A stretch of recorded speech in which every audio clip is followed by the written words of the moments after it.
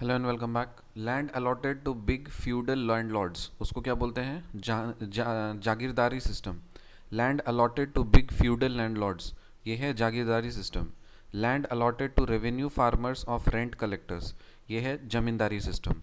Land allotted to big feudal landlords, जो सामंती landlords को लैंड अलॉट करने वाले सिस्टम को क्या बोलते थे? जागीरदारी सिस्टम। और land allotted to revenue farmers of rent collectors, जो रेवेन्यू फार्मर्स थे रेंट कलेक्टर्स के लिए, और उनको अगर लैंड अलॉट किया जाता है तो वो होता है जमींदारी सिस्टम। फिर land allotted to each peasant with right to sublet, mortgage transfer, gift और सेल, तो ये होता है रियोटवारी सिस्टम। और revenue settlements made at the village level, ये है mahalwari system. So land allotted to big feudal landlords is jagirdari system. Land allotted to revenue farmers of rent collectors is zamindari system. Land allotted to each peasant with right to sublet, mortgage, transfer, gift or sell, this is ryotwari system. Or revenue settlements made at village level is mahalwari system. Who streamlined the Maratha administration after Sambhaji? Sambhaji के बाद Maratha administration को किसने संभाला था? Balaji Vishwanath. Who streamlined the Maratha administration after Sambhaji? Sambhaji के बाद Maratha administration को किसने संभाला था? Balaji Vishwanath.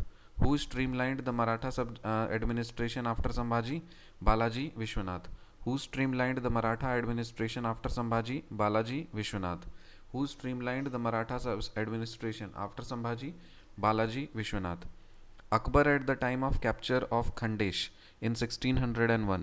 So Akbar at the time of capture of Khandesh, जब अकबर ने खंडेश को कैप्चर किया था तो उस समय भारत की स्थिति कुछ इस तरह से थी.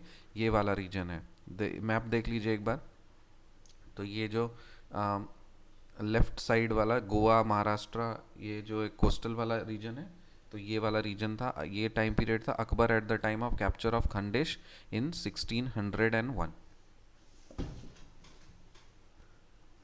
तो Akbar at the time of capture of Khandesh in 1601, ये वाला रीजन है. फिर Khandesh was ancient name of north western region of Maharashtra. जो महाराष्ट्र का नॉर्थ वेस्टर्न वाला रीजन है उसको खंडेश बोला जाता था एंशियंट टाइम में. और असिरगढ़ वाज एन इम्पॉर्टेंट फोर्ट इन खंडेश, और वहाँ पे असिरगढ़ जो है वो एक इम्पॉर्टेंट फोर्ट हुआ करता था खंडेश में.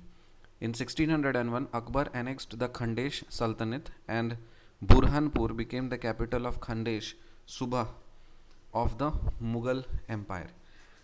So Khandesh was ancient name of northwestern region of Maharashtra. Asirgarh was an important fort in Khandesh. In 1601, Akbar annexed the Khandesh Sultanate and Burhanpur became the capital of Khandesh Subah of the Mughal Empire.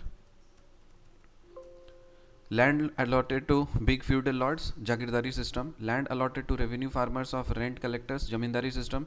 Land allotted to each peasant with right to sublet, mortgage, transfer, gift or sell, ryotwari system. Revenue settlements made at the village level is mahalwari system. Who streamlined the Maratha administration after Sambhaji? Balaji Vishwanath.